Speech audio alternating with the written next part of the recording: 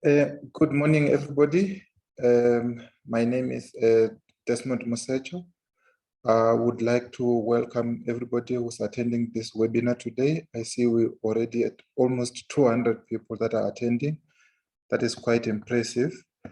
Just as a way of introduction, this is one of the many webinars that we will be having, or we have been having as the Council, which is a response to our scientists on the request or aspect of benefiting or benefit for registering with the Council. This kind of webinars contributes to CPD points. This is also part and parcel of the science engagement drive that we have as one of our objectives as the Council. It also provides a networking or platform and responding to community needs on matters of floods and climate change in general. So this webinar today would be about the response or the views of the scientists, the South African Local Government Association, Council for the Built Environment, IPASA, and all of those in terms of what they think or see as matters around the floods and climate change. Generally, it is about what is the response of science to the recent flooding incidents in South Africa. That is why we are meeting today. It is one of the many webinars that we will be having as the Council. I would like to introduce your moderator for today. That will be Dr. Govender, with whom I worked very closely at the Council. He has been with the Council for many, many years. When I joined the Council in 2015, he is one of those that welcomed me and held my hand throughout all the processes at the Council. I wouldn't want to go through his CV, which is quite detailed, but some of you might have met with him. He has been leading some of these webinars for quite a long time. Dr. Govender, I would like to bring you to the stage. Thank you very much. Thank you, Dr. Musecho, for that kind introduction. It's actually my pleasure to be the moderator today for this very important webinar. And a welcome to all the participants who have joined us. And we look forward to fruitful discussions and engagements, but more actions of how do we as scientists respond to the extreme weather events we are experiencing in our country, and how do we bring to bear our science influence to help minimize some of these. Now, just as a way of introduction, before I introduce my first speaker, please note that you are welcome to post any questions or comments in the Q&A box. The Q&A box is the preferred destination for any comment or question you may have, rather than the chat box on Zoom. For those of you who are registered natural scientists with SACNAS, this webinar will earn you CPD points, and the CPD certificates will be sent to you within a week of this webinar. And you may claim 0.2 CPD points in category 1. Also note that the presentations and recordings will be added to the SACNASP website. There is a link on our website for webinars, and in due course, the recordings and the presentations will be uploaded, and you can access it via the SACNAS website. So please check from time to time when they are uploaded, and then you would have access to it. Now, I'm sure all of you remember April 2022, particularly in KZN. The first week in April, just prior to the Easter long weekend, there was heavy rainfall across KZN and the Eastern Cape. This heavy downpour caused severe flooding and landslides, particularly around the eThekwini region. Sadly, To date, 448 people are known to have been killed by that severe flooding and landslides. 448 of our people lost their lives. 40,000 people were displaced, and more than 12,000 houses were completely destroyed in a few days of heavy rain. There was severe damage to infrastructure, to roads, to healthcare centers, to schools, disrupting the economy, employers and suppliers, educational systems.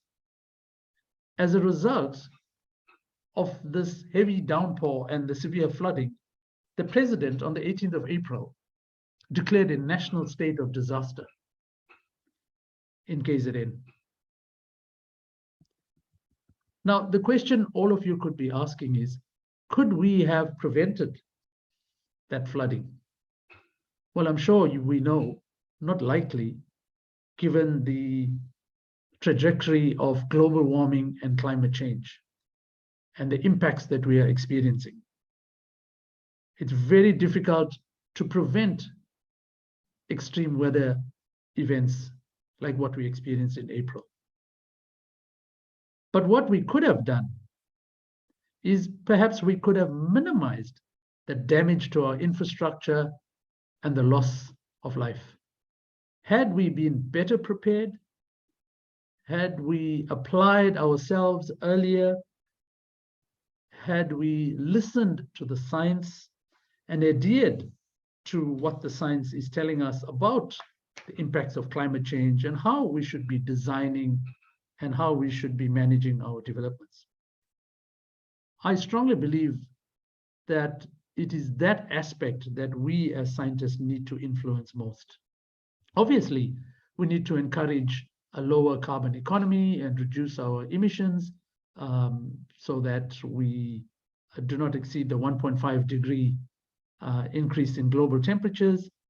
But we all know that even if we had to significantly reduce greenhouse gases, the impacts of climate change will still be felt for many years to come. So it's incumbent upon us to use the science, to use our knowledge, to try and minimize the impacts that we are or will be experiencing. Now, what we experienced in April, was not an isolated incident. I know perhaps some members of community or the media may see extreme weather events as isolated incidents. And we've had quite a few in South Africa in the last few years. In March 2007, there were devastating floods in KZN. A year later, in June 2008, we experienced the same extreme weather phenomena in KZN and in Gauteng. That same year, in July 2008, the Western Cape was hit by severe flooding for more than a week, causing widespread infrastructural damage, loss of property, and untold inconvenience and discomfort. And then again, in August 2016, KZN was hit once again with severe flooding and extreme weather that disrupted the livelihoods of local people. In addition to that, I'm sure we're all aware of the heat waves that are being experienced in Europe and flooding in other parts of the world currently. Now, and we all know, the scientists have been telling us, the IPCC reports have been indicating that the volume of greenhouse gases in the world is at such a state that even we have to stop our fossil fuel power stations and greenhouse gas producing industry, we are still likely to experience significant climate change impacts for many years to come. So there was this debate about what are scientists doing about these things? Why can't we minimize damage to infrastructure and minimize or avoid loss of life? We have the science, we have the knowledge, we have brilliant scientists in the country. We have vast repositories of knowledge. Why and how come we are not using this to help our country minimize these impacts of extreme weather events? And that led to us calling for a webinar. Let's get scientists around the table and let's talk about this and let's see how we can come up with solutions. So, ladies and gentlemen, this webinar is not just about nice presentations by 4 experienced and knowledgeable individuals. It's about providing information as a basis to develop actions of how we can help the country. And this morning, we are very pleased to have with us 4 experts in their respective fields. And I'd like to take the opportunity to introduce our first speaker today, Professor Catherine Sutherland. Professor Sutherland is a professor and an academic in the School of Built Environment and Development Studies at the University of KwaZulu-Natal here in Durban. Professor Sutherland is an urban geographer who specializes in environmental, water, sanitation, and climate governance, with a special focus on informal settlements and peri-urban areas in Durban. The theory and practice of transdisciplinary research, local environmental change, urban governance, state-citizen relations, and social transformation, and how this shapes urban sustainability in cities in the South are of particular interest to Prof. Sutherland. Her research includes investing in ecological infrastructure, in catchment rehabilitation projects, social assessment of innovative water and sanitation systems, and informal upgrading. As I mentioned, she's a professor and an academic in the School of Built Environment and Development Studies at UKZN. Ladies and gentlemen, it's my pleasure to hand over the floor to Professor Sutherland. Thank you very much. I hope that everybody can see my screen. Yes, we can. Great. So good morning, everybody. It's a real privilege to talk to a group of natural and environmental scientists about our role in reducing the risks of climate change. And I'm going to draw on lessons from eThekwini municipality. The presentation is not my work alone. It's also in partnership with members of the Palmy Catchment Rehabilitation Project, Jeff Tooley, Sean O'Donoghue from eThekwini municipality, and the Quarry Road West Informal Settlement Community. What I wanted to do was just to look back to the floods in Durban that happened in April 2022. And as you said, Troy, there was very high rainfall over a short period of time, 30% of the mean annual rainfall, and huge damage to the city in terms of lives lost, houses damaged, and then also devastation to infrastructure, the flooding of rivers and streams, and most importantly, a large number of localized landslides, which we hadn't experienced in Durban before. So we need to ask the question, what actually caused the disaster? And one of the things I want to try and focus on is this context within which disaster, what turns a hazard or a high rainfall event into a disaster. And that has a lot to do with the vulnerability of communities, which in turn is shaped by the context. If you look at Raymond Schultz's work, what's quite interesting is that he asked the question, was this really a climate change event, or is this just a normal trend reflecting Durban's flood history? And what he showed actually that the rainfall intensity of April 2022 was actually quite low. And in fact, Durban had experienced higher flood events in the past. So why was this such a disaster? And I want to try and focus on the value of our knowledge as natural and environmental scientists, including social scientists, and our experience in the landscape for adapting and responding to climate change. And I think we have important knowledge that we've developed, but how do we transfer that knowledge to disaster risk reduction decision makers, or basically to society as a whole? Because it's society as a whole that's going to have to respond to these events. We need to transfer this knowledge to states, entities, to specialists, and most importantly, to communities. And I want to try and present 2 sort of frameworks that might help us do that. One on transdisciplinary research and a second framework on data justice for development. And I also want to talk a little bit about the early flood warning systems that we've developed in eThekwini and use one localized case study to really support what I think is my main argument and thinking at the moment, is that what we really need to respond to climate change is we've got to build geographic literacy again across all sectors of society. So if you look at disaster risk reduction work and you look at flood early warning systems, there's a framework that gets used that talks about the idea that we need to have an understanding of where the risk is going to happen. So knowledge of the risk itself, but also the context within which that risk is going to happen and the vulnerability in that context. We need monitoring and warning systems. So we need to obviously monitor rainfall, river level, and have warning decisions. We need to communicate that information to the public. And then we've got to have some kind of response capability, which is not only in the short term, but also very importantly, as we're seeing in Durban now, in the longer term. And I think what I wanted to focus on with this group of environmental scientists today, and where I'm very proudly South African, is that I think in South Africa, we have a very strong understanding of the importance of context and the nuances in context, the differences in context that heighten this vulnerability to risk and hazard. And so I want to try and explore these ideas around what is it that we as scientists knowledge can we produce, and how do we contribute to building this understanding of context that then allows us to do this form of disaster risk reduction. So what are the knowledge frameworks that I think we should try and use? How do we think about the production of knowledge and the transfer of that knowledge into the right spaces? So the two frameworks I'd like to talk about is what we've been doing a lot of work on, which is transdisciplinary research.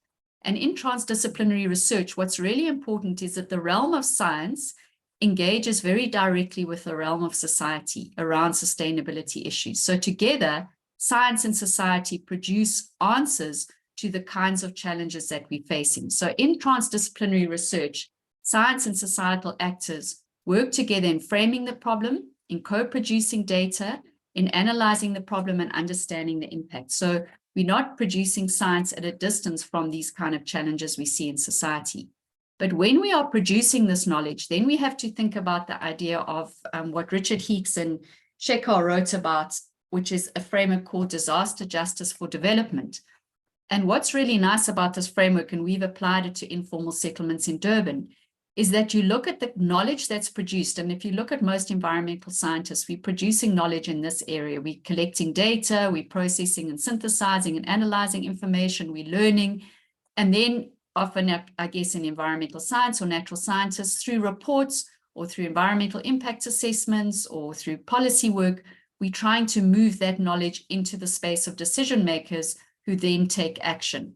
And that should lead to instrumental change.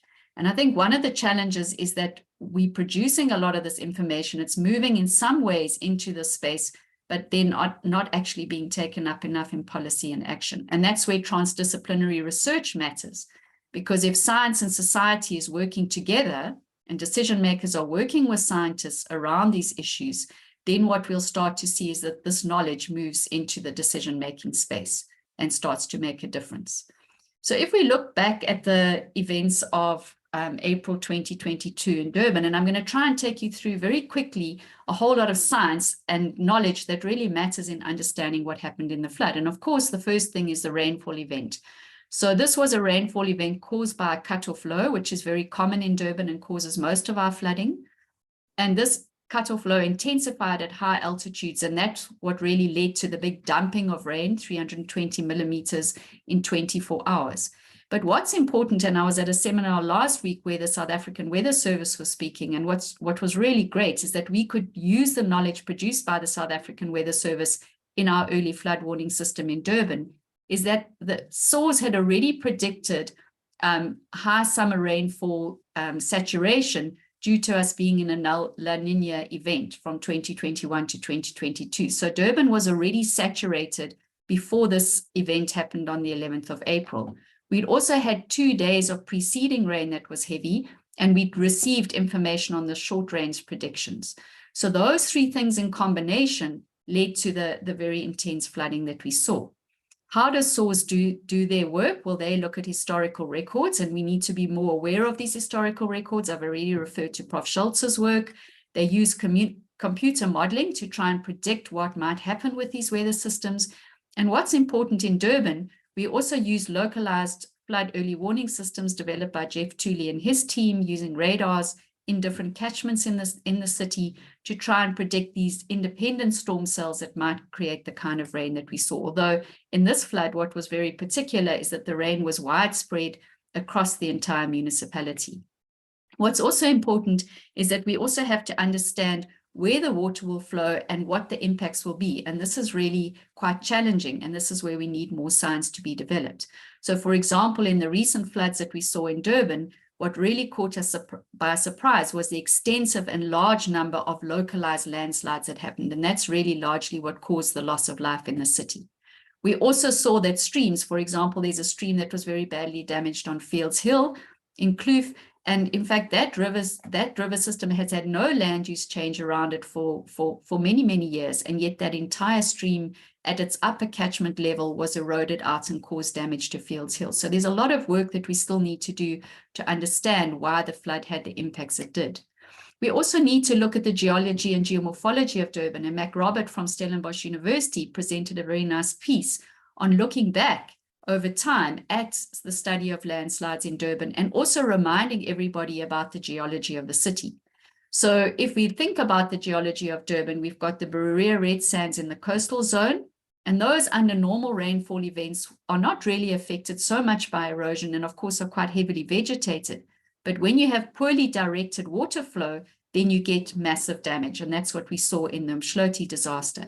We also have inland shales, which can lead to slip zones. And we're aware of that from the geology of the city where clay and silt deposits interface with each other. And we've seen smaller localized landslides like that in the city before.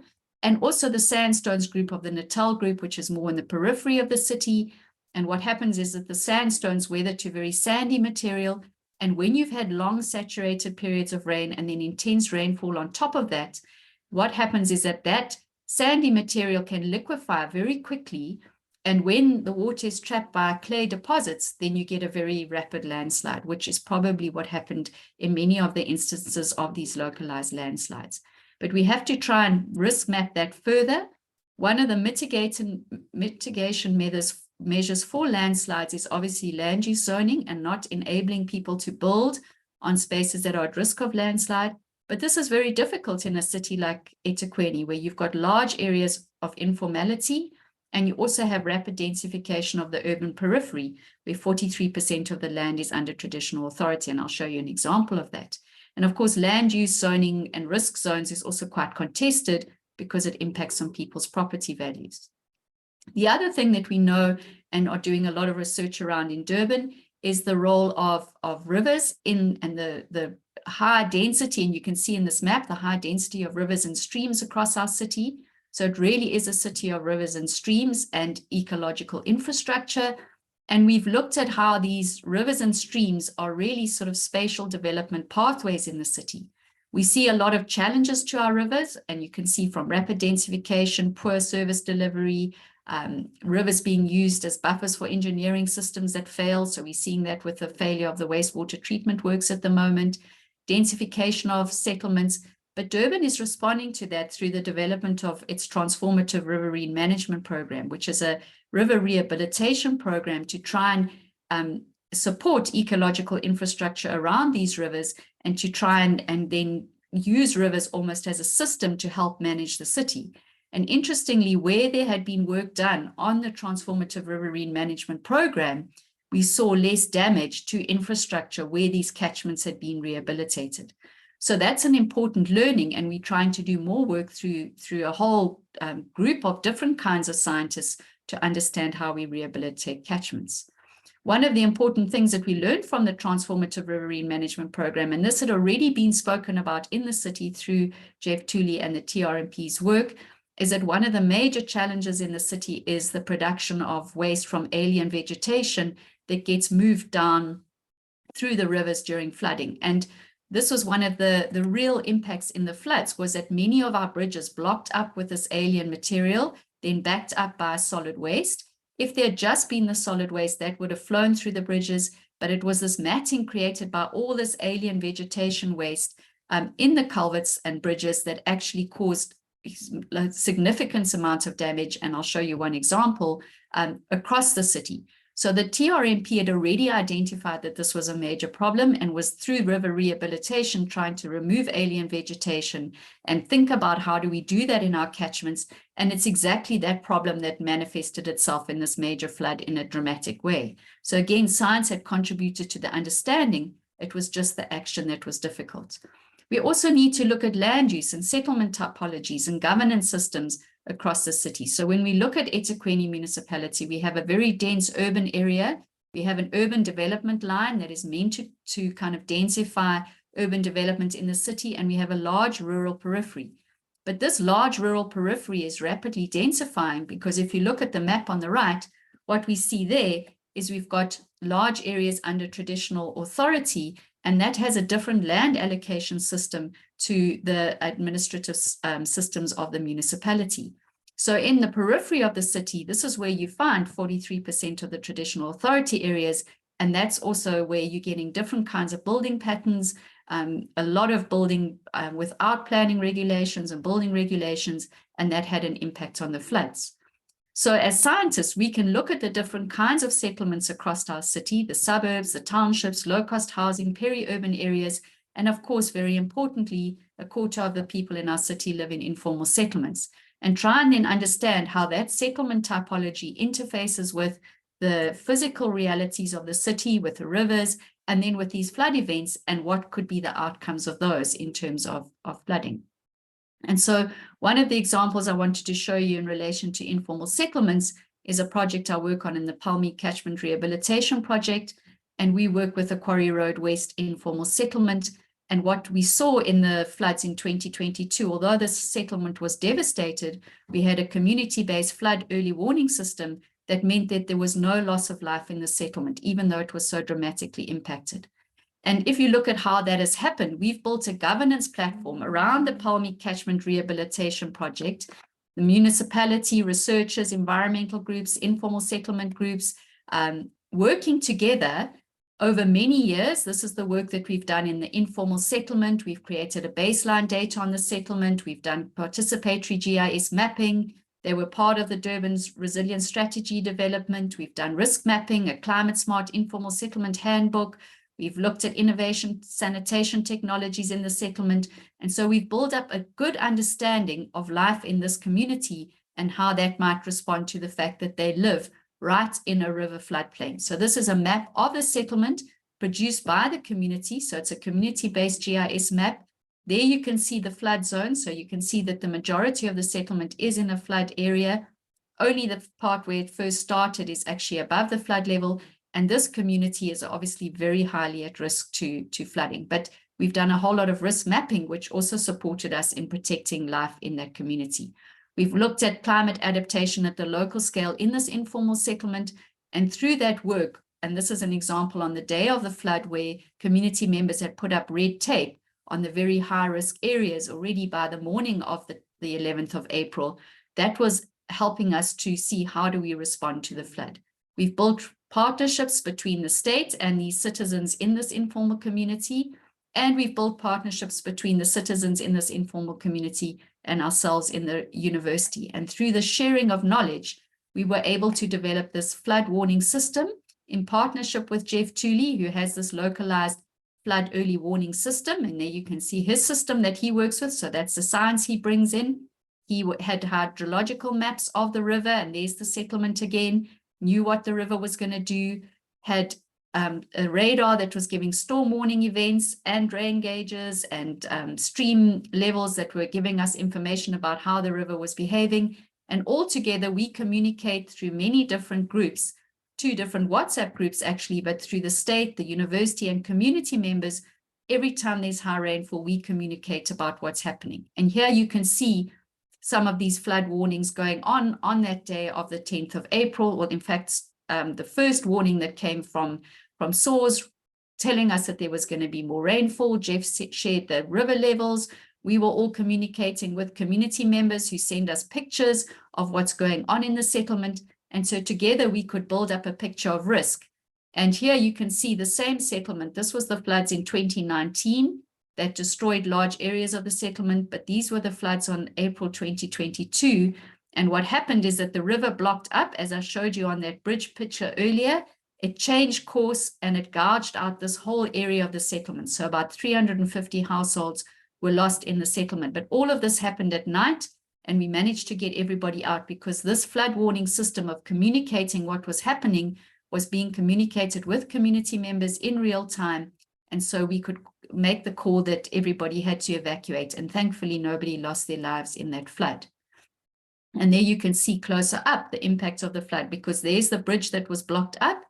We never imagined that the river would change course. It went right across, pushed a whole container across the road, gouged out this area of the settlement, moved one of the communal ablution blocks into the river, and caused this level of devastation. But the flood system helped us to protect loss of life in that case.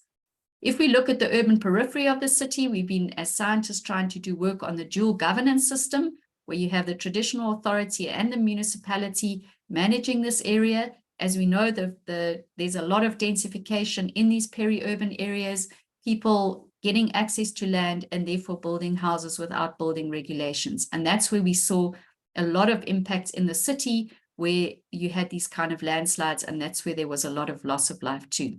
So we have to try and understand in these traditional authority areas where there are no land use planning schemes at the moment, how do we create a hybrid form of governance so that the traditional land management system and the municipal land management system can work together to try and prevent the kind of loss of life and damage that we saw in those areas. Of course, for many of you involved in environmental impact assessments, you would have been very interested in what happened in Umdloti. This was the case of the Berea Red Sands. This was the very large development that was just inland of Umdloti. And so if you kind of put those things together with the flood event that we had, it wasn't difficult to see why we saw this massive impact in Umdloti. We also need as scientists to think about how cities relate to water. And one of my PhD students, Patrick Martel, has done a lot of work on Durban's Dance with Water. How does Durban relate to its story of water and its flood history over time? And what we see is that Durban's always taken a very hard engineering approach to trying to manage water in the city. But what we see that's happening differently now is that we're starting to build adaptive capacity in the city through these river rehabilitation projects, through different ways of engaging with communities, the state, researchers. And so perhaps taking less of a hard engineering response to the city's dance with water and really thinking about different ways in which we relate to river systems, the surface flow of water in our city, and trying to prevent these events. So what I've been thinking about, and I think of your role as environmental scientists, is how do we build geographic knowledge and literacy to try and address these events in our city? And I've been thinking that we need to do it more at a localized scale and think about the kind of risk profiles we can build up in neighborhoods. And if you think of what I've presented so far, and I'm sure as I put ... here, what else would you think of? In the risk profile, we need to understand what kind of governance is happening in the particular neighborhoods we're talking about. What type of settlement topology are we dealing with? Is it an informal settlement, a township, a suburb? And interestingly, in Durban, there were landslides in formalized suburbs as well. So this event really stressed all of our systems. Think about our river systems and the kind of processes of the Transformative Riverine Management Program and how that can contribute. How do we learn from SAWS and the different forms of weather predictions that we can use? What do we know about the geomorphology and geology? And also understand the service provision in settlements, because that makes a very big difference as to how water moves and is stored and builds up in particular communities. So these are all the kinds of things I'm thinking that scientists need to contribute into the space. But at what scale do we do this? I mean, if you look at the disaster risk management in Pakistan, for example, they work at this very large scale across a large river catchment. We've been working in very localized scales in Durban and trying to understand. So we also need to think about this issue of scale. And so I take you back to my first starting point about what kind of knowledge or what kind of geographic literacy do we build up, and how do we as environmental scientists, holders of this knowledge, bring it into the space where it can actually influence decision makers. So to what extent are we working in transdisciplinary research groups? To what extent is our knowledge moving along this information value chain not just through EIA reports or static reports that land up with some decision maker who might take it up, but in a much more active way that our knowledge moves into decision making and therefore into action and therefore into change. And we might win one battle if we move our knowledge, but we're badly losing another one in terms of how we're responding to these floods. And so we need to think about also how our knowledge deals with the long-term response. So if I just take the long-term response in the informal settlement that I showed you, there are major problems in that settlement now post the flood. So the effects are very long-term on this community. There's a lot of tension and conflict. Drug lords have been able to move in and use this fractured time to try and destabilize the community. So how do we create coordinated, multi-department and multi-stakeholder responses to our settlement? And so we need to think about and go back to the humanity of the situation. There's too much trauma, too much heartbreak around these floods. And if I just take you back to the Quarry Road settlement that I work in, this was post the 2019 floods that we had. It was just after the national government elections. And immediately after the floods, there was some space for rebuilding. And this was 2 days after the floods and just after the elections. And here you can see a community member rebuilding his house with the political promises of national government. So he took all the election posters and rebuilt his house. And sadly, this is the 2 days after the flood in 2022 when I was there, people still trying to wash their blankets and sustain some normality in their settlement, drying their blankets as they always do on the bridge, but absolute devastation in this community. So we really need to do better so that the most vulnerable in our society, like people who live in informal settlements and do their best to create a home for themselves, and thank God that they can be part of the city, can live safely and with dignity post these events. Thank you.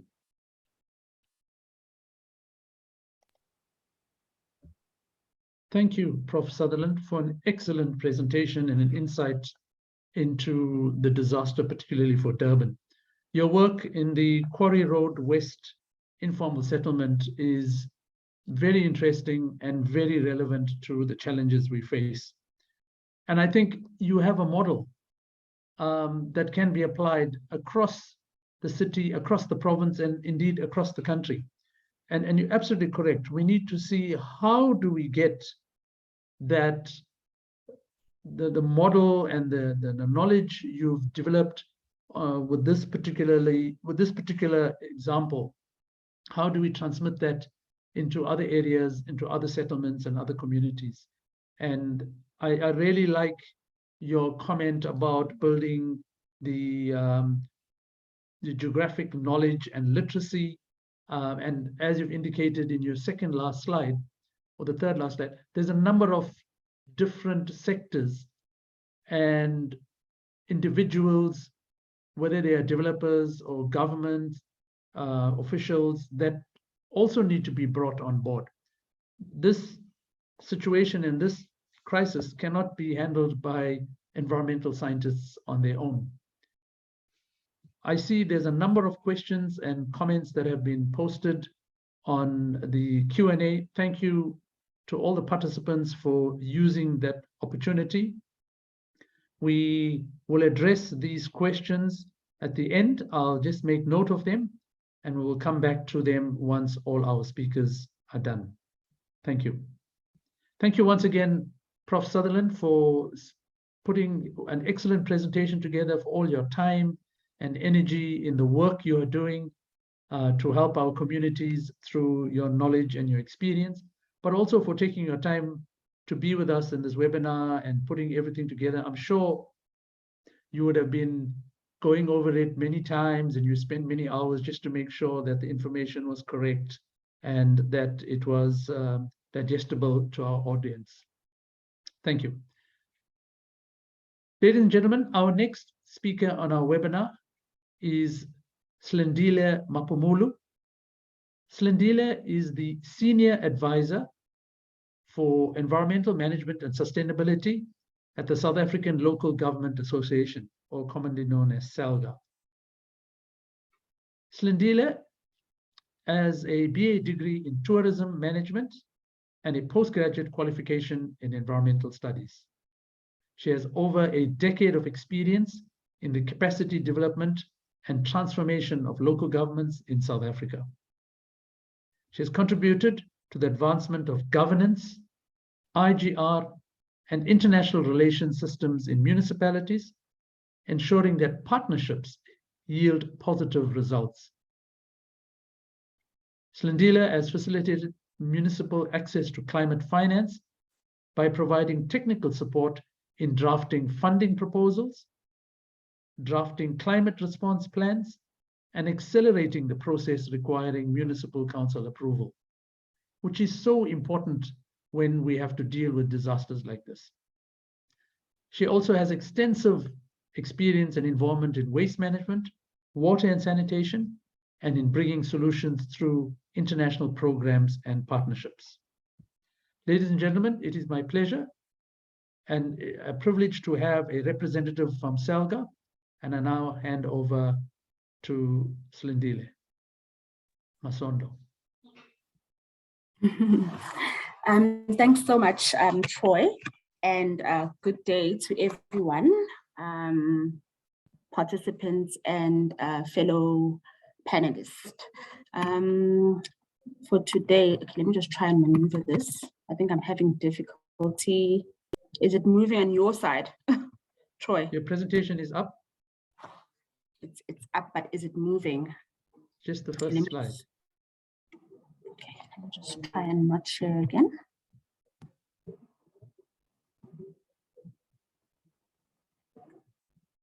Okay, share.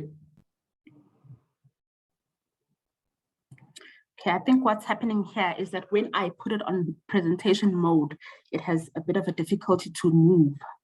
I'm just going to try and navigate. Okay, it's now navigating. Great. Yes. Okay.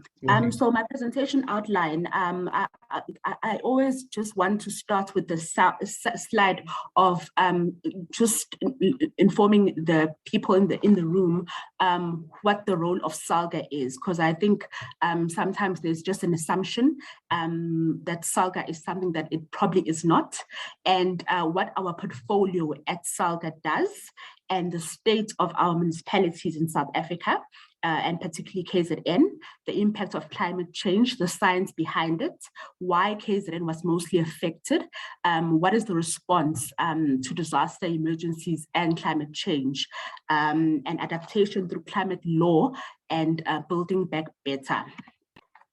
So in terms of what we do as an organization, we are not a municipality, but we are an association of municipalities, which means that we don't necessarily deliver the services for people, but we inspire service delivery. So we provide lobbying, advocacy, and represent our member municipalities. We also look at labor issues to ensure that municipalities are in a state where there's fair labor practices within the municipal space.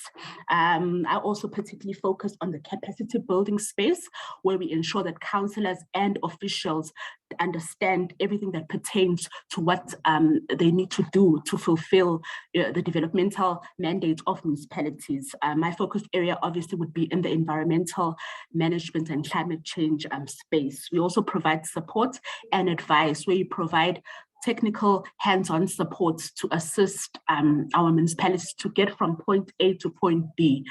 To ensure that they have plans in place, that they are well capacitated, and wherever they need support and being connected with other players in the sector, we also play that role. We also provide strategic profiling. A lot of the times municipalities are known for negativity, so we try as SALGA to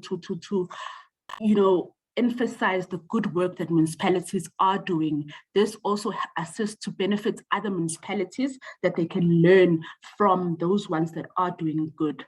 In this case, we usually use eThekwini as a good case study in a number of areas, because it's far ahead in comparison to a lot of municipalities in KZN and around South Africa.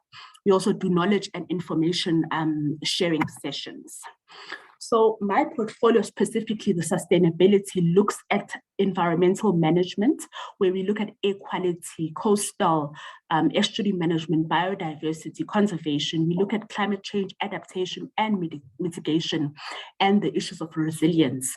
We also have colleagues that are looking at disaster management, prevention, mitigation, preparedness, fire safety, and assisting municipalities to be better performing in that area.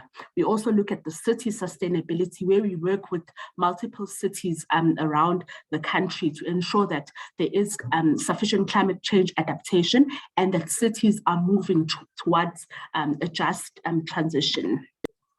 So in terms of what we also do in our mandate, we lobby for financing for municipal projects that are relating to climate resilience. So we forge relationships with various partners around the globe that fund projects that respond to climate action. I mean, earlier, Professor Catherine was talking about the River Transformation Project, which is also, you know, a globally funded project through the C40s network.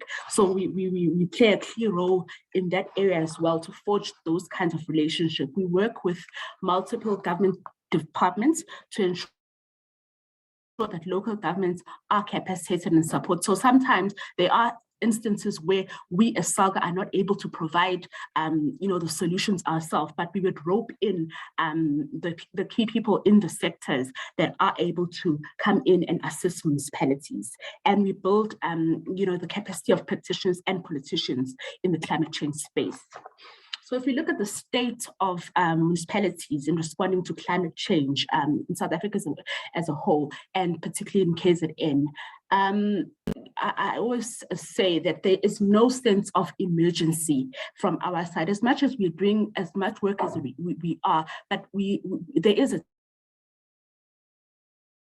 tendency to not feel like we are in a state of emergency as a country. So a lot of our government and communities' basic needs, you know, this can be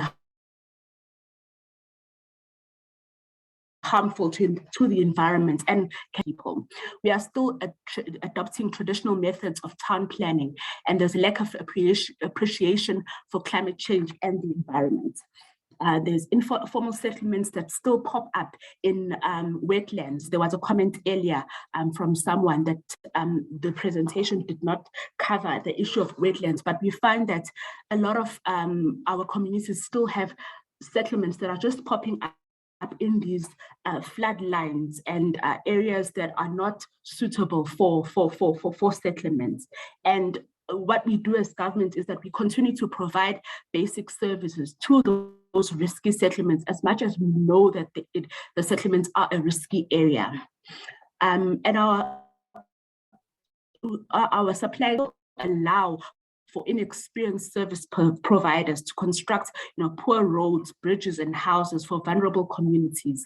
And our early warning systems are just not early enough. Where they are warning systems, you find that in most municipalities, there is not even those early warning systems. I mean, Durban is a good case now, but you find that the early warning systems don't necessarily reach all people within certain communities. What about people who are not on the WhatsApp groups?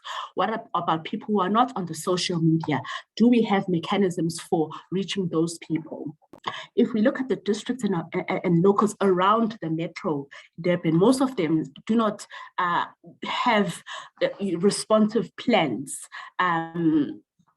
Climate change strategies that are adopted by councils. We have plans that are just lying in the shelves somewhere, but that are not necessarily being implemented. Our IDPs focus on projects and programs that are not necessarily aimed at mitigating climate change.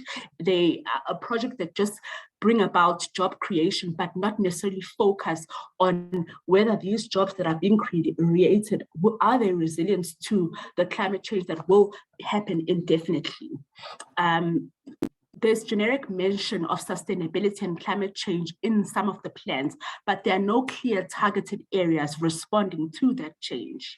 All of our districts across the country, and KZN, where I was working particularly for the past 7 years or so, we have response strategies. However, very few of these are adopted, and very few of these have implementation plans that are linked to it. And you find that municipalities don't even have climate change officials, or if they do, there is some sort of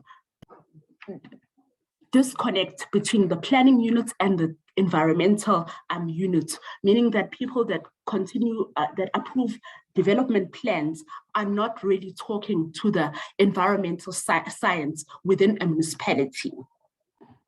And the disaster management function that lies with the district, there's a lack of response at the local level, and there's a lack of appreciation throughout the entire municipality. It's just a function that somebody does in a certain unit and responds when there is a disaster, but there's no clear linkage as to always be engaging with those people in the disaster units. And this is a state of our country in an absence of a disaster. I mean, already our country is most cities, and especially Durban, informal settlements, waste management issues, where already it's a recipe for disaster. Should a small rain come in that settlement, it's prone to become a disaster because it's an environmental sensitive area. Our water supply and irrigation reservoir in seasonal river catchment often fail, leading to poor sanitation in urban areas. There's lack of ecosystem-based adaptation. I mean, there is a strong engineering part, but the ecosystem-based adaptation in planning is not so much in our city. And there's a focus on eruption of malls everywhere you go. There are malls, but there's no consideration of buffer zones or eco parks or consideration of walkability in our cities. There's a lack of climate plans. I've already mentioned this part. And the climate change is viewed as just another environmental program, but not really a serious issue within a municipality. And there's a lack of consideration of past and future climate conditions in planning processes. So if you look at the science behind South African climate change, is that there is going to be drought and storms. Obviously, I didn't go too deep into the science because we do have professors from the academic side that went into the entire detail of what exactly happened in the earlier part when the floods happened. But these are according to the South African Vulnerability Assessment, are some of the impacts that will definitely be happening in the future. Water systems, biodiversity degradation. KZN is already stressed in terms of water. There's going to be increased storm events and associated discharge events. Our bioclimatic shifts may increase fire incidents in the inland regions, coastal sea level rise, and coastal erosion, loss of life and property, which we've already started seeing. And why is then Durban mostly impacted? Is because as a country, South Africa is not very equal. And also KZN is not very equal. There are poor regions that tend to feel it the most, more than other areas. And being a densely populated, low-lying areas, we are going to be affected by sea level rise, and our human settlements are subjected to erosion and vulnerability of floodplain settlements. The heavy rains and the floods bring stress to existing physical infrastructure, such as bridges, roads, ports, electrical grids, broadband internet, transportation. The impacts are quite dire.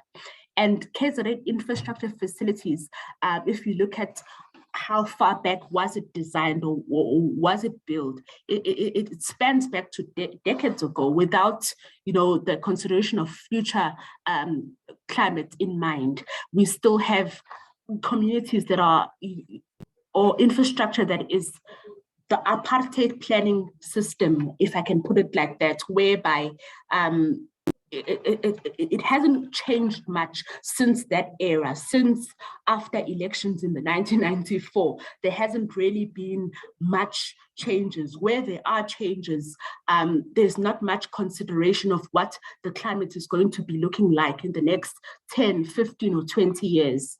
And inequality is still a major concern. Inequality is a big term because we're not just talking about the climate inequality, but inequality as generally as it can be. It then causes our KZN to be most fragile, where some groups are more vulnerable than others. And the newer infrastructure is also vulnerable to climate change due to poor tender systems and appointment of incompetent service providers. I don't want to even dwell much on this one, where we talk about engineers that lack extensive experiences. And if we were to ask the questions of whether we have the ability to respond as a city, as communities, as municipalities, the answer would be we do have the ability to respond. I mean, there's been numerous studies, costly studies even, that determine that we are able to respond. We've made numerous assessments to determine our ability to prevent or mitigate, reduce climate change. But somehow, somewhere, there's a dislink between our ability to actually do that and our implementation processes. Are we responding? We're not responding. South African municipalities do have, that ability to transition, but however, we're just not there yet. There's a zero talk about waste aspirations, but not much has been implemented in terms of reducing, recycling, and reusing. We spoke about, earlier on, Professor spoke about the waste that was clogging the system and causing a much dire impact. That is an issue of waste management and alien invasive species that should be removed from our system, but we're just somehow not moving at the pace that we should be. In terms of what has been done and what still needs to be done, yes, we've had climate response plans drafted. Our councillors and mayors and leaderships do buy in to the issue of climate change action. We have forums and structures for that. We have the Premier who's on board, who has a KZN Council for Climate Action and Sustainable Development. We have networks where we have the KZN Climate Change Council that connects different municipalities, and there are talks, many talks and many tools that are in place. However, all of these talks, there's still a lot of work that needs to be done. We still need for practitioners to link these strategies with IDP processes. We still need to ensure that climate responsive projects are taken into consideration. There's still a need for planners to work with environmental managers. There's still a need for the South African context to be put into consideration so that we don't just duplicate things that we take from outside, but we customize our things with understanding our own science. There's still a need for municipality to acknowledge the significance of environmental staff that are deployed in the municipalities. And there's a serious need for budget allocation for mitigating and adapting to climate change. And in terms of SAGA's response to disasters and emergency, I did mention earlier that we have a unit at the national level that is called the Disaster Unit that looks at raising funds for disaster relief, provision of emergency housing. And we also play a part where we look at the laws around disaster management, where we review the processes of disaster management policies around the country. We have studies and working with DIMISA, to propose institutional arrangements in municipalities and placement of the function in municipalities and how the function should be funded, so that disaster is responded to. And we have influenced actions and discussions around professionalization of disaster management. And we are also in the process of establishing a permanent committee, or should I call it a response task team, that deals with upcoming national disasters. And in terms of climate change, I put the picture of Noah's Ark there for a reason that, if we look at the Bible, I'm not sure how many of you are Christian or know of the story of Noah's Ark. Noah, at that time, kept on telling the people that there's big rain coming, there's big rain coming, there's big rain coming, up until the day the rain came, and a lot of people perished, according to the Bible. And we are sort of like in a similar state now. As scientists, we are telling people that, climate change is happening. There's big storms coming. There's a lot of disasters that are going to come. There's a lot of things that are happening. So it's like we're just talking, but nobody is quite grasping, that information or taking much action. So what we do as SAGA, we also influence the law formulation around climate change. Currently in the country, there is no law for climate change, apart from the draft climate change bill, of which we've had extensive consultation with multiple stakeholders, municipalities, civil society, academia, to ensure that the country gets to a state where this bill then becomes an act, and it will be the legal duty to then act as municipalities and as civil society and as the multiple stakeholders to take actions. So we advocate for that to happen. We also have governance structures where we speak at local level, at national level, and at global levels. We speak with MMC, premiers, MECs, with everybody on the topic of climate change and what needs to be done. I mean, we also have conference of parties where we represent South Africa and take those issues that are being discussed there and table them at the COP. We in KZN particularly, it's a good example where there's the Durban Adaptation Charter, which is being, cascaded across every municipality. There's a climate change compact that meets on a quarterly basis to discuss what needs to happen around KZN. And in terms of capacity, I've mentioned this. And we also look at issues of mainstreaming climate change into municipal planning, budgeting processes. We have toolkits in place that really, it's up to municipalities to now respond. So much work has been done to assist them and get them to that level, but action needs to be taken by themselves. So if you look at the climate change bill, why we need this legal duty to act is, I'm sure I don't need to dwell much on this because I'm speaking to climate scientists, but the act will then build, strong foundations that are required by government for organizations and society to respond.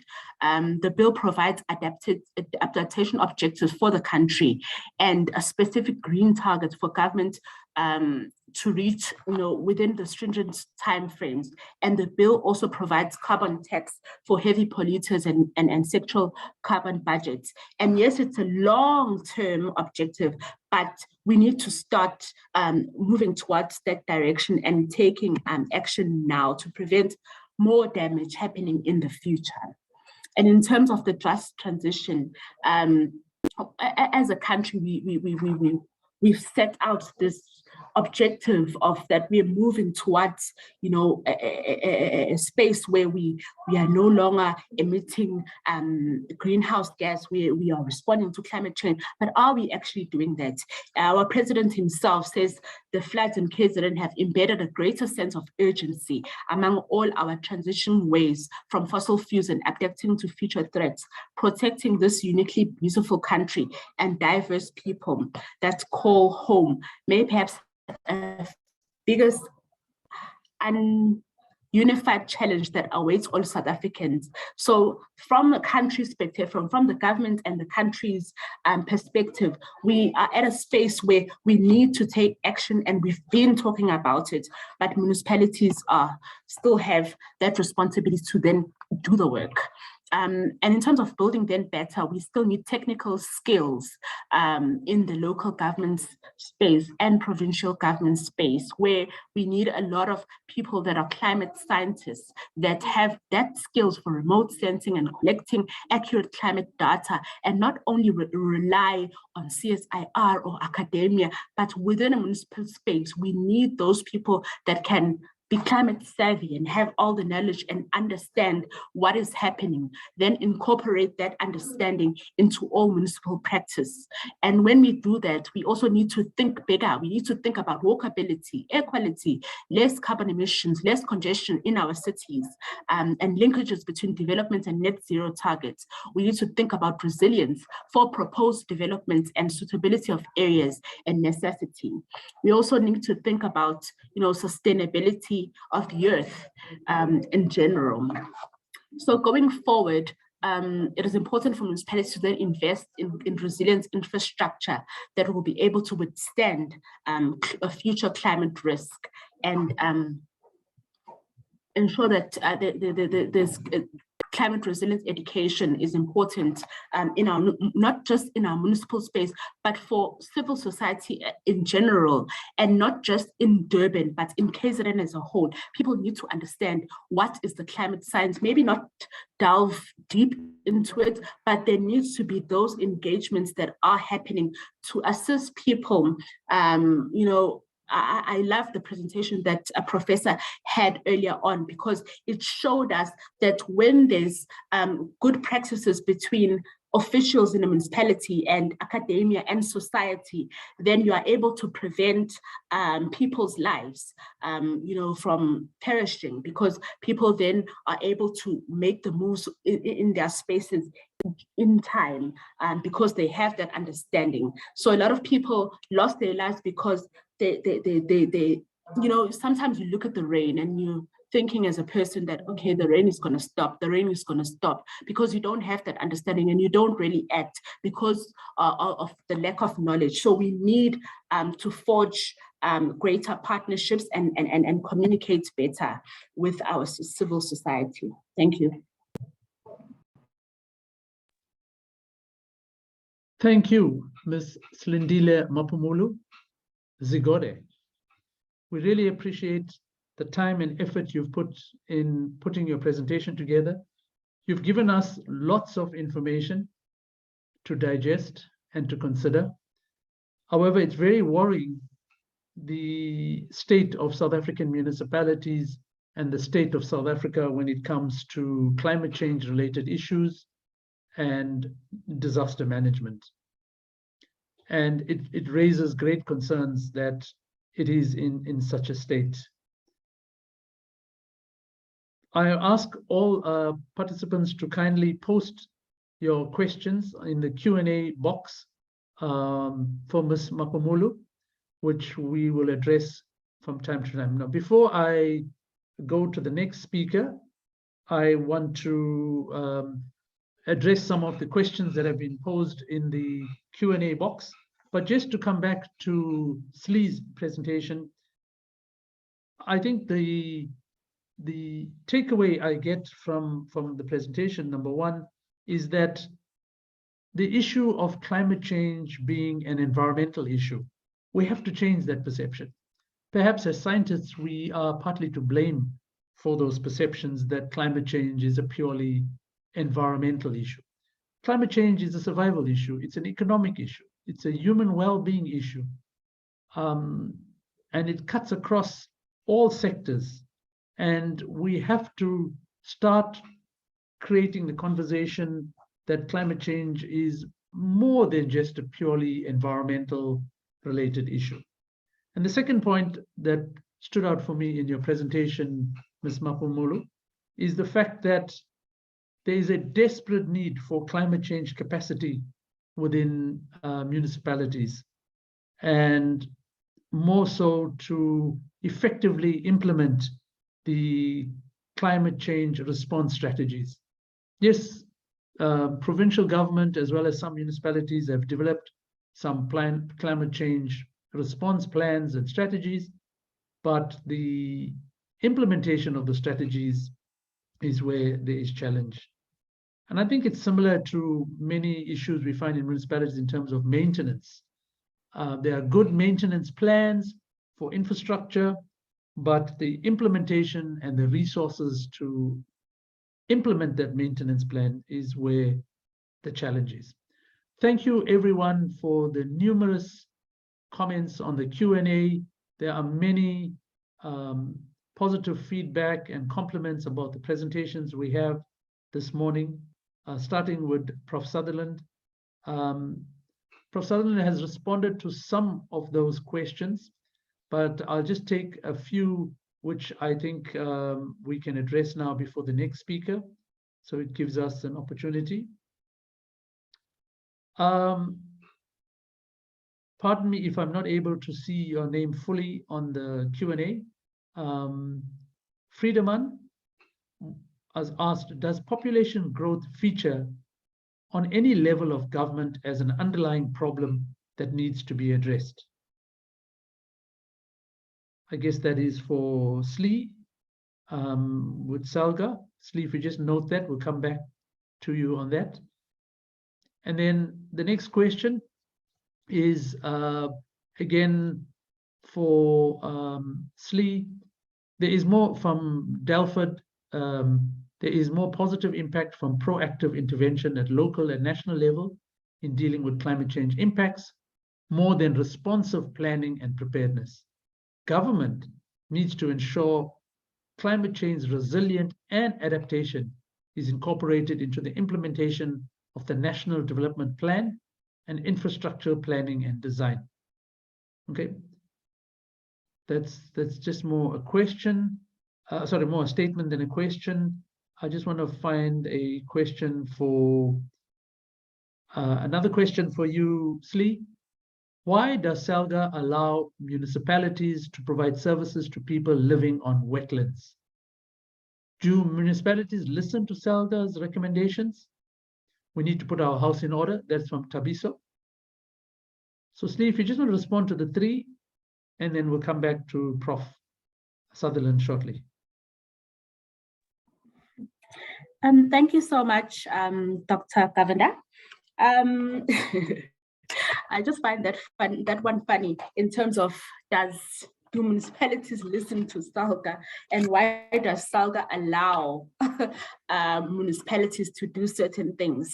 I don't know. In response to this one, when I first started the presentation, I did outline that one of the things that SALGA is not, it's not a municipality, it's not an implementer. SALGA advises, SALGA supports, capacitates, trains, lobbies, advocates on behalf of its members, and supports, our members to deliver better services. And sometimes there's a limit. It's like going to the doctor. Then you go to the doctor can advise you to take this medication, this will help. But should you not take that at home, the doctor is not quite liable, for how you respond health-wise. That's how I think I can respond to that one. And there's also an issue of the Constitution. Everybody in South Africa has a right. There's different kinds of rights, to life, there's a right to do a whole lot of stuff. And sometimes we are operating in a space where you cannot just, move a person from one space to the other without necessarily providing an alternative housing solution for that person. There's the PI Act currently at the moment that we're still lobbying to change and amend those kinds of clauses in that act, whereby if citizens were to pop up a house and if they haven't moved within 48 hours, government cannot then evacuate that person without providing alternative housing. So that's a huge problem currently now in South Africa, where you have people just illegally popping out houses everywhere. And there's not much that you can do about it, because we are sort of, they are protected by our very laws that we've put out. And yeah, so it becomes very difficult to operate in such a manner. And then in terms of population growth, it's also an issue of, you know, migration, immigration, movement of people. As much as, you know, there can be statistics and a forecast of what you anticipate population growth is going to be like in the future, looking at various you know, sources, birth rate, and so forth, but you cannot truly you know how many people would live there, because people in South Africa, it's a very, I don't know, difficult country to manage, if I can put it like that, because of our laws that just allow people to come in. And it's quite political in that nature. And I don't really want to enter into the discussion around immigration and migration of people, but we have to have that understanding and background that sometimes you just cannot control where people live. You can plan for it accordingly and advise as much as possible, and try to put measures and laws in place. But what happens at the end of the day sometimes can be beyond the control of ourselves. Thank you, Slee. I see and I note that Prof. Sutherland has been responding to the questions that are directed directly at her. Perhaps, Prof, if you just want to respond to the one question, which I see you have responded, but I think it'll be of interest to the others. And the question came from Nombuso. Yes. And Nombuso says, I would like to ask if the community-based early warning system used in Quarry Road would be applicable in rural areas, given the limited availability of internet access.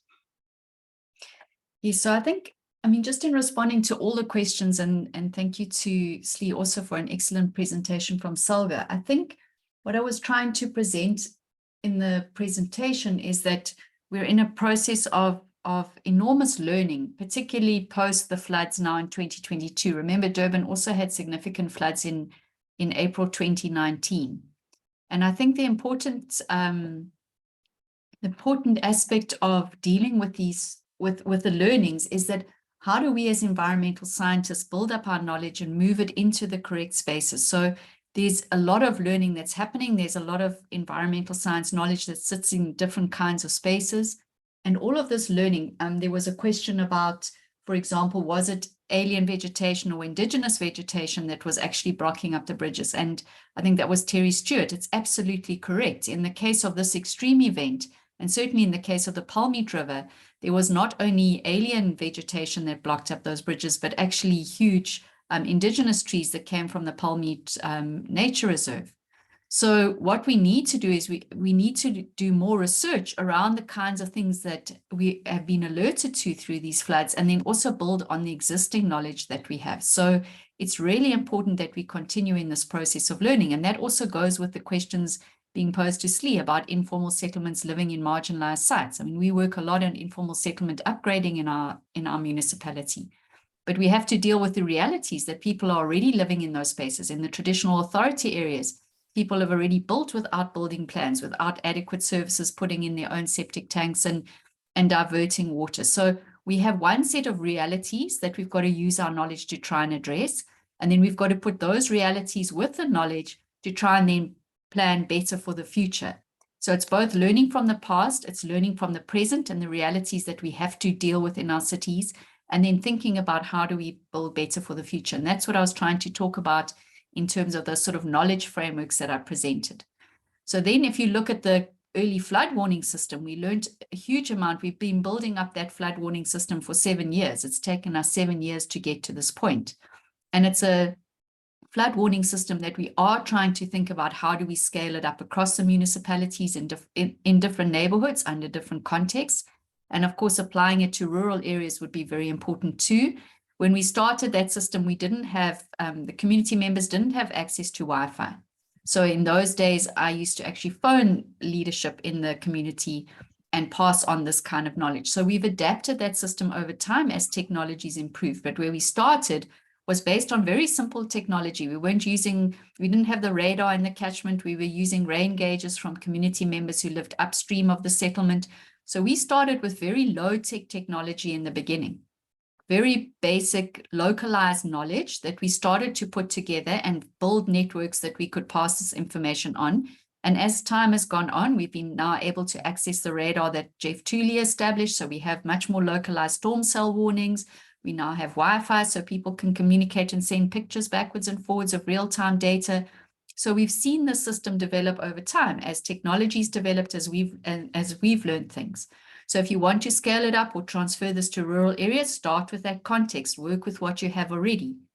I mean, it was amazing. Last week we were in a presentation, as I said, and SAWS was presenting, and their threshold level for flooding is 50 millimeters. Once 50 millimeters has fallen, then flood risk starts to increase. And amazingly, in that Palmy project, we had almost guessed through the work of a whole lot of different community members and scientists that at 45 millimeters of rain, we needed to start warning the downstream community. So through almost local knowledge and experience, we came to the same number that South African Weather Service has developed as their threshold for flood risk.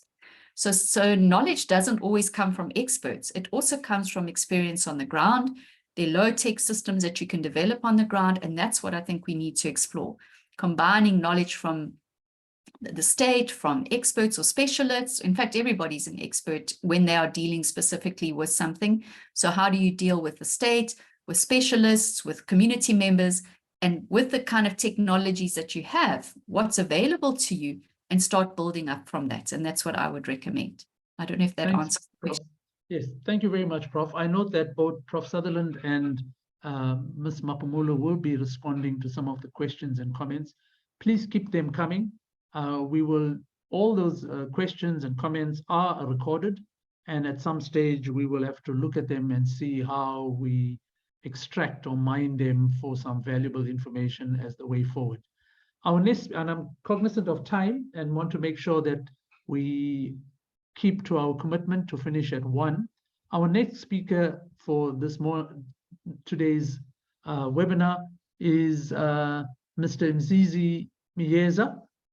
And we are so pleased to have not just a representative from the Council for the Built Environment, but the CEO from the Council for the Built Environment.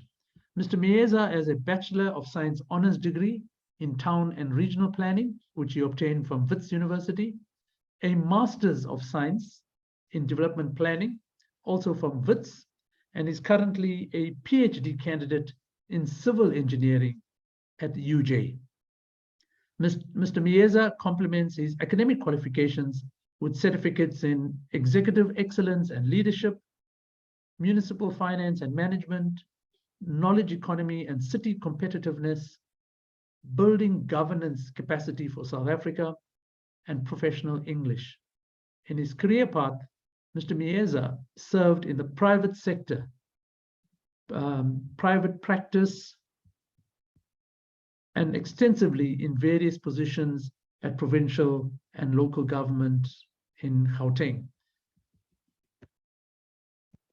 So it's my pleasure today to allow Mr.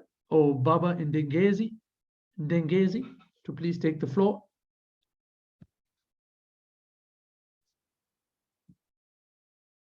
Thank you very much,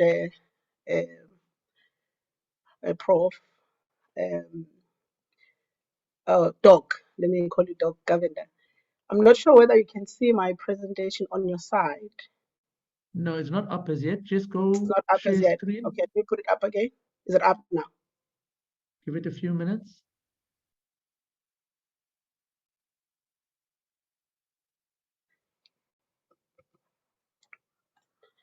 Let me try again. Okay. Okay. Yes, it's coming up. Yes, it's up. Thank you. No, so thank you very much, Doc, for that introduction. I was tempted to respond when the question was raised for CD, having spent my 15 years in both in local government. But I thought perhaps during the discussion I would be able to contribute, and based on the exposure that one had in the municipal space, both in the city of Joburg and the last 10 years I was in Tshwane. Program director, my presentation is structured in 4 parts. Those parts really will just give a prelude or introductory remarks about who are we, and I've taken a particular posture in articulating our position, and then perhaps just to highlight some of the interventions that we are making, and thirdly and fourthly, which is the last one, is about how do we see the future of the built environment in this country. So that's really what the presentation will cover, Program Director. In the main, just to give colleagues a context, that when the disaster struck in both Eastern Cape and KZN, we were convened by the minister whom I report under, the Minister of Public Works.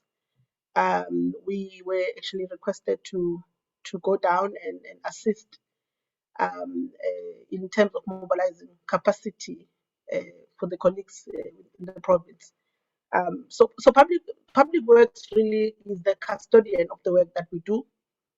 CBE is an entity of the state, and we have 6 councils that falls under CBE, namely your property valuers, your construction managers, architects, landscape architects, as well as we have also, in addition to those 6 councils that we have, we also have IAPASA, Geometics Council, as well as SECLEN, and as well as the EXA, which is Engineering Council of South Africa. That's really the bouquet of services that we have within the CBE Council. And I think it's important, colleagues, to indicate that as a council, we are a regulator, but obviously one appreciates that we are representing a sector that is diverse. And as such, we had to find a mechanism on how best we can interact with communities. Hence, we've created what we call transformative collaborative committees, which is basically a platform similar to the Planning Commission, in a way that we I'm not sure whether, Chair, you can see my slides, because on my side it's delayed. Yeah, we can see it. You're now on Okay. legislative mandate of CBE. Yeah, it's not showing. That's why I'm asking, because the slide is not showing. Let me just try and exit. So Oh, to just see the headings only. Yes. That's why I'm saying let me try and share.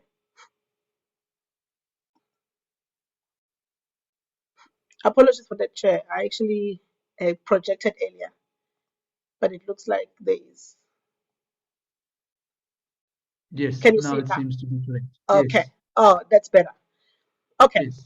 So I was on the slide, which I basically went through quickly, just to indicate that we report under the Department of Public Works as a entity. Under Public Works, there are 4 entities. It's CBE, IDT, CIDB, as well as Agreement SA. We all have different mandates and functions that we do. I was indicating earlier before I actually reshared was that we have created a platform for transformation collaborative committees to discuss specific issues that affect the industry. And within CBE, we've got EXA, SECLAB, SACAP, which is architects and QSs and construction managers and property valuers.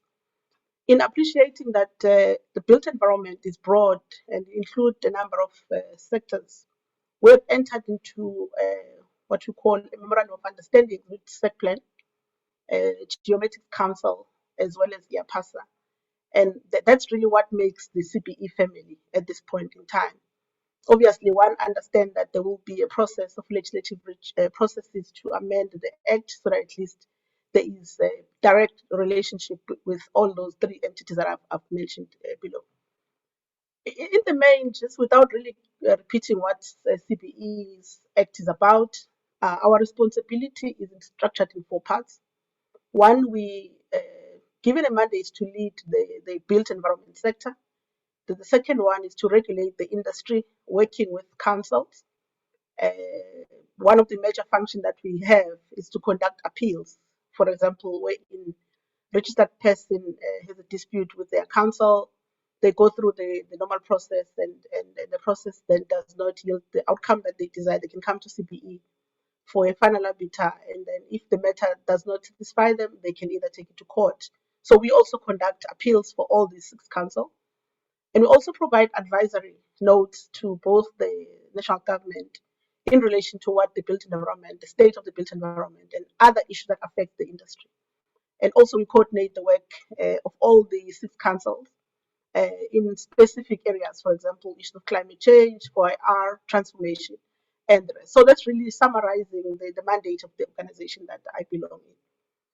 I think, like any other organization, you will then take a posture to say, how do you then execute a mandate for the next, I would say, 3 years?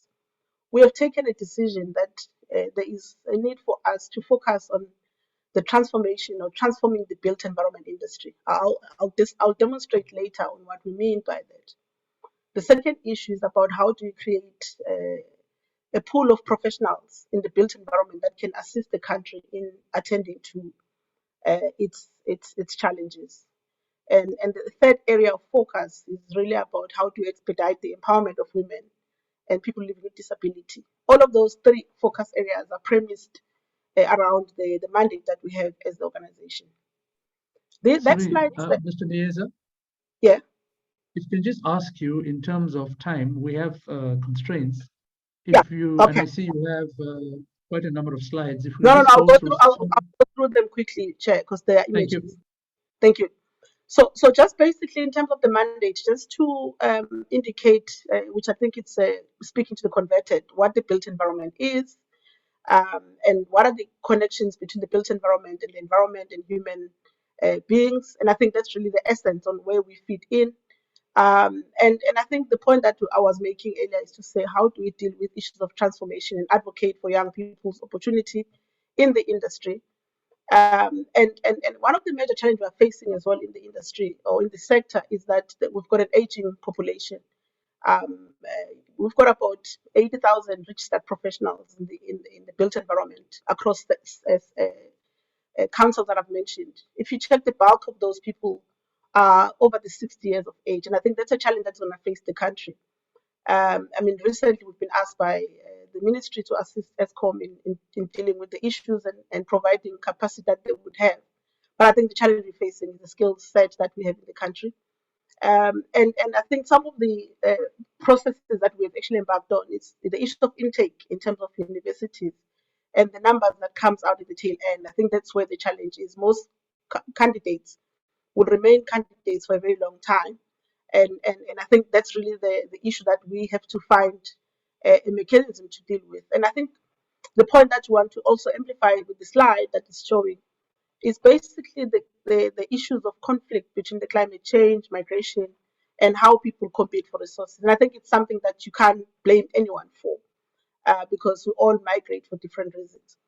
It is stated in different reports, or be it the World Urban Forum's sessions that we participate in, or the World Bank and other research that has been undertaken, that most people now live in cities, and that poses a challenge for the built environment.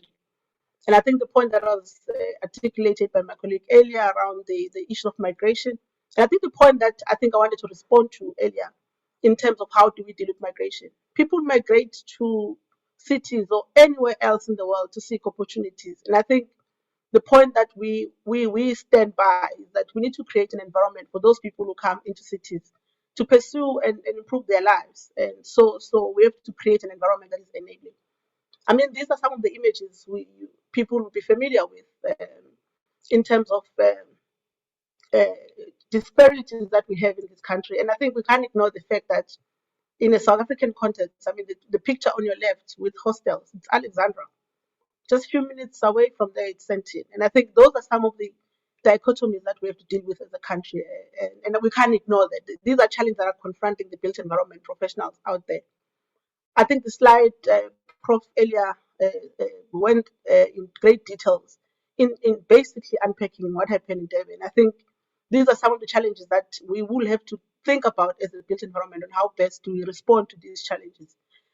One cannot ignore the fact that while we, as the built environment sector, we have our own issues that we have to deal with. But I think we also have to reflect on how we can do the work that is necessary for the country and support the government effort. And I think some of the issues that have come to the fore in the recent past haven't really painted us in good light. Colleagues will be familiar with the issues of construction mafias that distract or that stop projects. And I think it's an area which is emerging and we need to pay attention to. Yes, the industry is arguing that it's not our people or it's not us. But I think the bottom line is that if you have a child who wants to take a construction career and you think about what happened inside, you might have to think twice about allowing your child to do that. And also the issue of corruption. I think the Zondo Commission has amplified some of the issues that we need to deal with. And I mean, in 2010, we all know about the history of stadiums that happened. And I think as an industry, we also need to pay attention to. Now, if you think about the value chain of a project construction in general, be it it's an engineer or an architect or a construction manager or a town planner, it's basically a predetermined process. It's outlined on how you build a road. What do you need to build a house? What stages you must follow through? And I think that as much as that is good because it creates predictability, you can budget, you can time your project, but also it leads to rigidity. And I think our view as a council, we think that we need to rethink on how best we deliver projects to communities. And as a result, we argue for agility or agile leadership in terms of responding to the built environment. We have identified 4 areas in terms of how best we can deal with some of the issues that are emerging, be it in relation to transformation, but be it on the impact of COVID-19 and recently the flooding that we have experienced across the country.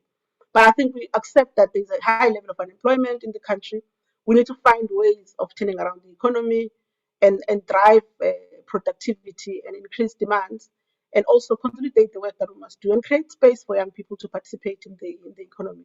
The slide really is to amplify the point I just made previously, and really is to capture the essence in terms of how traditional project delivery happens in the country, and how best we can then reimagine the built environment into the future in responding not only to climate change, but all other societal issues that we have as a sector.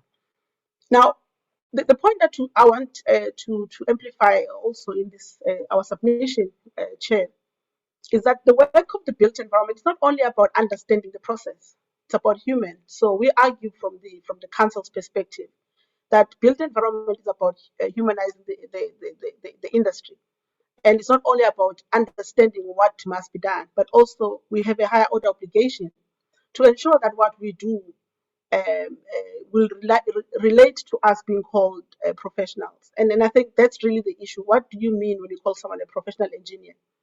Can you call someone a professional engineer in relation to what I've just highlighted above? And how do you ensure that you create efficiencies in the work that we do, and find some of the issues that we need to actually get rid of in the industry. And I think the point really that I'm making is that we need to find new ways of doing things, and work with people in terms of resolving societal challenges. And I think the point I was making is that environmental factors that as well as climate change need to form part of the work that we do. Obviously, there's councils like the Green Building Council.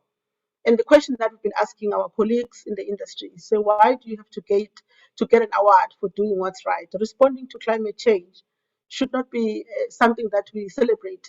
Yeah, you did well, your building respond to 5-star grading. It's something that colleagues must actually embed in the work that we do. I've actually highlighted the slide on what it means by being an agile sector, and how to ensure that the sector is professionalized and deal with issues of society that might actually impede our ability to respond efficiently. The last part, really, Chair, in summary, trying to save time, is to say how do we as an industry respond to these issues.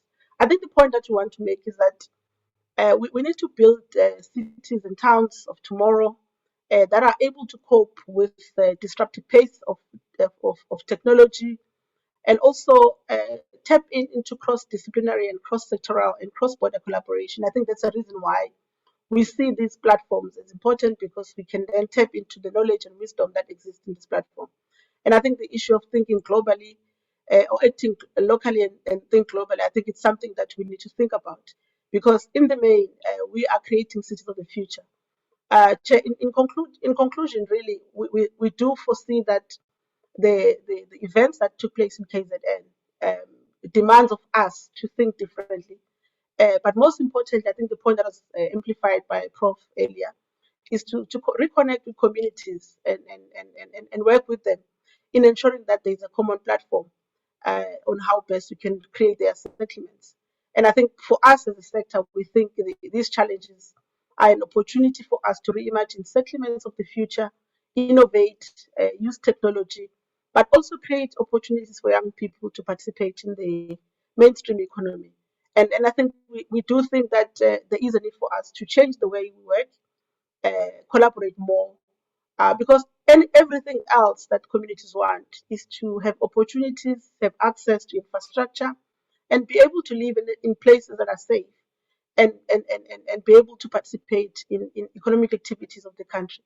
And therefore, Chair, in summary, we think that the work that we must do moving forward collaboratively with all the sectors in the industry, we have to think about all of those factors that I've highlighted.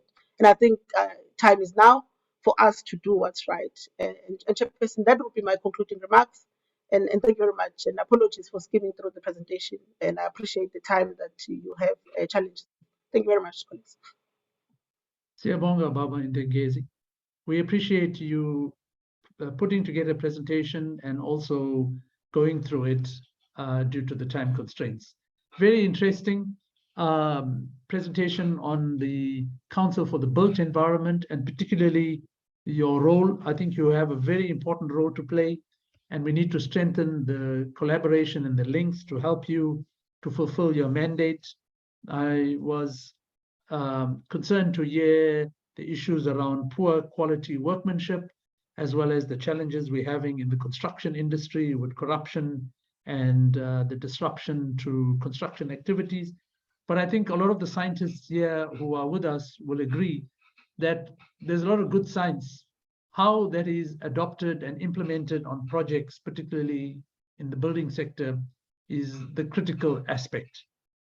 And of course, the humanizing of the built environment is so important. It must not be seen as just a purely science or environmental issue, but how do we bring young people on board, those who have the expertise and knowledge.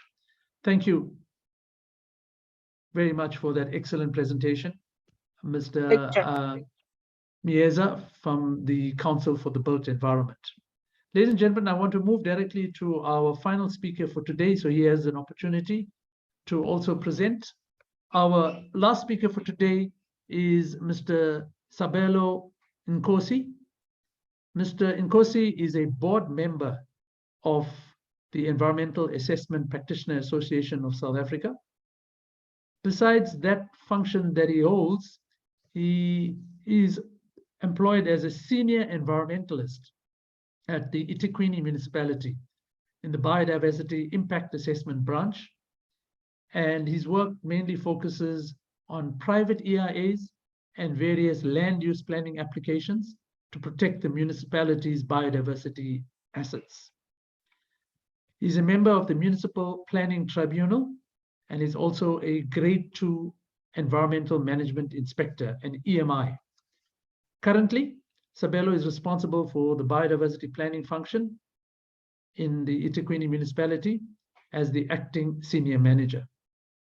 Sabelo's professional experience in the integrated environmental management sector is over 14 years and ranges from private consulting, construction, research, and local government. He is obviously registered as a professional ecologist with SACNASP, and is also registered with IPASA as an EAP. It is my pleasure, and it is also very good to have a representative of eThekwini for this webinar, and I hand you over to Mr. Nkosi. Good morning, everyone, and thanks, Dr. Troy Govender, for the introduction. Hopefully, you can all hear me loud and clear on your side. Yes, we can. Apologies for any background know that you might experience from my side. I will switch off my video and let me know if you can see the presentation on your side. Yes, we can. Is it on presentation mode? No. Okay. Yes, now it is. Good? You can go Sure. ahead. Thank you. Yeah. Thank you very much. For the introduction. I mean, I will basically try. I think just to put some thoughts, to share some of my own personal thoughts, and I think these views do not represent the views of IPASA as well as Ethekwini municipality. Just my personal observations and reflection. And I think one of the things I think for me that I think we can take out of the floods is whether does this actually give us an opportunity to improve environmental assessment practice or not. And also just to acknowledge, I think the speakers that have come up before me, I've learned quite a lot from their presentations. And I think it does kind of like it completes the whole picture, I think, for all of us. I'll just be touching on a few things as basically set out in this outline. And then to try and basically tie all of this together, just in terms of having some concluding remarks. And I think just there's the one thing here that I would like to maybe just highlight just in terms of context and some of the work that I do. I think that the main key thing here is just to make everyone aware that it's a winning municipality. It sits in the middle of the Maputo-land, Pondoland, Albany hotspots, and that in itself it presents a number of opportunities as well as the challenges for us as a municipality.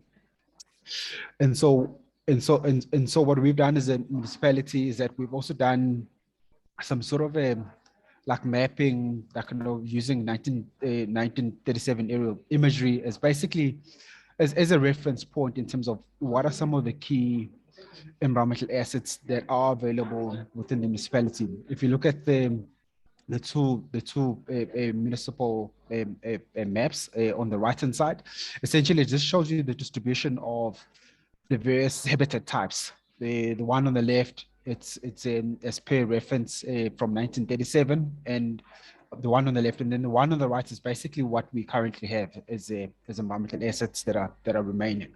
And I think it's important. Yeah, I think the point here is that there's only about 33% of original habitat types that still remain, but also in terms of quality of those natural environments, and that most of them are actually transformed, or they're not really in a good state.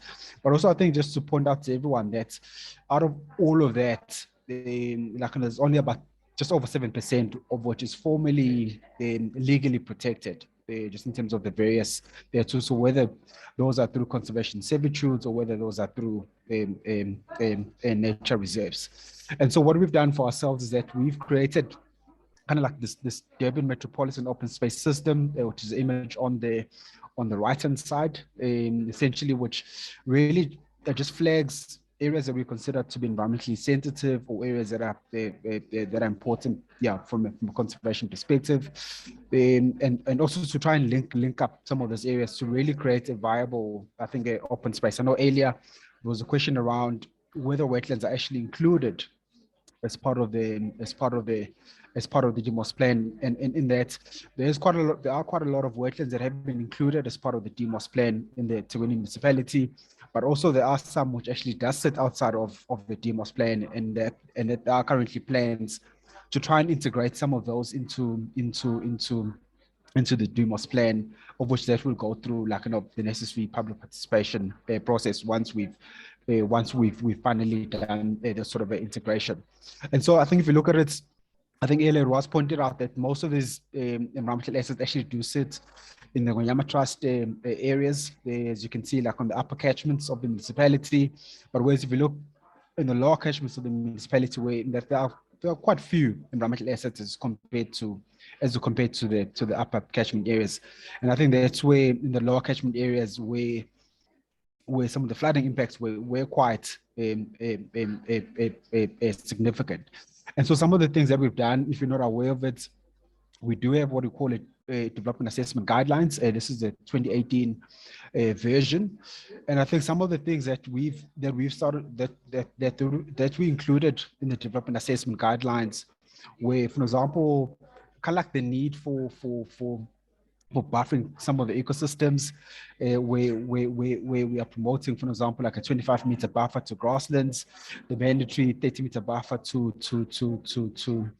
wetlands, as well as 80-meter buffer to forests, and that really to try and protect, I think, natural assets from impacts, but also I think to really, I think, help all of us, I think, to cushion some of the potential flooding impacts which might actually happen. So these are available for anyone to use, and so I just want to use this as basically, I think, as a, I suppose, as a reference point, like, you know, with some of the points that I'd like to make, in terms of what we've started to see through environmental assessment practice. So, I mean, just I think some of the some of the impacts are coming. I think we are aware of some of the landslides that have happened, but some of them, if you look at these pictures, which is within one of our natural areas, which is the Kibako Environmental Precinct, where I think this was really started from poor stormwater management on one of the adjacent properties. And I think Professor Sandland, she did kind of like, you know, I think explain to us, you know, why we're seeing some of these types of landslides, as you can see on the picture, which is on the left-hand side. I think lower lying areas were inundated just around the refineries. There were all spillages, which ended up on the beach. And I think these are some of the images that we've seen, and that some of you may have seen as you're driving around the city. I think some of these road washaways, as well as infrastructure being exposed, the works being filled with sediment. So I think these are generally some of the impacts that I think that we have observed. And I think for me, it just brings me to a point, like, you know, that I suppose we just need to think about what should be the role of environmental assessment practitioners. I think when we are doing the work that we do, and I'm asking this question deliberately, in that these floods, I mean, we've heard that they're not a new thing, so that they could happen again, and so that we are still at risk. I mean, if you look at that image on the left, which kind of like the red areas, where it shows you exactly where some of the high risk areas are within the municipalities, and then as you move away from the reds, where it's areas that are less risky. And I think for me, it's important that we just reflect that I think the role of an NIP is really to be responsible for the planning, management, and coordination or review of environmental impact assessments, as well as other integrated environmental management tools. And I think it is important that as EPs, going forward, in that the way that we practice, and that it needs to produce quality work, also we need to do it. We also need to do it in an ethical way. And I think also it's important that going forward, with the looming parcel registration, that we as that we become professionally registered, so that at least we could be held accountable, at least to some sort of standards, as well as a code of conduct. And I think one of the things I wanted to raise is that I think it's important, I think, to uphold some of the environmental good practice. And so earlier on, I was talking about the development assessment guidelines and some of the buffers that we have kind of like prescribed for within the municipal area. And I think one of the points that I wanted to make earlier was that, just given the little remaining natural areas within the municipality, we consider it to be quite a low choice environment, in that we do not have a lot of flexibility to be allowing, I think, for further loss of some of our natural areas, which are important, I think, to cushion us from some of the impacts, like such as flooding. And so what we've started to see is that sometimes we do see where proposals come in and where some of those buffer areas are connected to various ecosystems, and that's where they are even halved. And I think it is EPs who are actually proposing some of this reduction of buffers.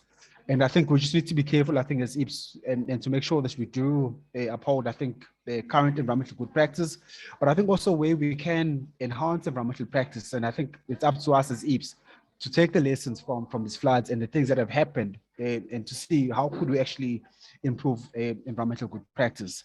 Like, I mean, are those 30-meter buffers to wetlands, are they still relevant in our context, or at least in some areas? I know that Professor Kate Sandelela, she spoke about they're kind of doing assessments with kind of with understanding a localized a sort of area. And so if there are opportunities where we need to be increasing some of these buffers than the ones that we've prescribed, and I think as a community of practice, those are the sort of things that we need to be considering, just given the numerous impacts, or at least the predicted climate change impacts that we are likely to experience going forward. And then maybe what are some of the other factors that perhaps we need to consider more in the integrated environmental management practice? I know that the issues around climate change, where there has been some publications that happened recently, just around April and May this year. And I think this, in terms of how we actually address climate change issues as a community of practice, it's going to be important going forward. Like, how do we factor in increased intensity of rainfalls during EIs, or when we're doing development applications? I think also there have been queries that have been raised around how land use planning is actually taking place, and so I think those are some of the things that we need to, I think, consider better in the integrated environmental management. And I think just a last point, which was also made earlier, but just about some of the publication which by Charles McRoberts, just about, I think, also just really understanding the geology and where some of the risk factors are, which might lead to some of these, which might lead to some, which may lead to the kind of impacts that we saw from April, from April this year. So I think for me, I think it's going to be important, that we kind of look at these issues when we're practicing as EAPS, and to see how we can better integrate some of those things. Some of you may not be aware that there is an IAIA symposium which is taking place down in Cape Town, which will be focused on looking at how impact assessment processes actually consider climate change issues. And so which will be happening later on in September this year. And so I think those platforms are important to really, I think, help us as a community of practice be considering issues that we might not be considering in the way that we should be considering them. Just a few closing remarks from my side. Like, I mean, I mentioned earlier that I think what we're dealing with, like, I mean, we consider it to be a low choice planning context, just given the limited environmental resources that are available in the Tshwane municipal area. And I think it's important that it's important that we continue in terms of the open space protection, but also implementing suitable buffers, which I think those sort of things would actually help us, I think, to mitigate some of this flooding risk. I think where that is possible. I think we all understand that I think the flooding impacts were costly, just in terms of human life, in terms of municipal infrastructure, in terms of people's properties. And I think this I suppose these flooding impacts are still going to be with us, for a long time, in that and that's, I mean, cleaning up is still something which is ongoing. And I think as environmental assessment practitioners, I think I do think that we need to consider other factors in integrated environmental management, such as issues around climate change and how we actually handle and how we deal with those when we're doing when we're doing an environmental assessment practice.